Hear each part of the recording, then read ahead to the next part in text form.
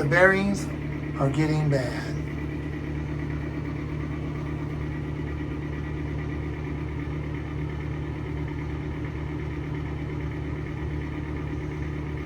Interestingly enough, it hasn't started squeaking. It's not really indicating that it ran out of oil yet.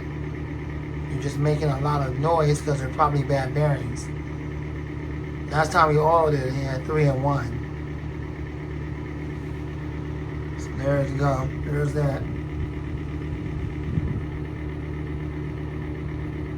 It's the vent to your left. That's the exhaust fan.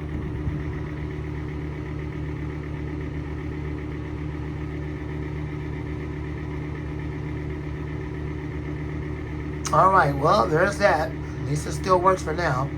Thanks for watching. More videos to come soon. God willing, Lamont the Fan Man. And out.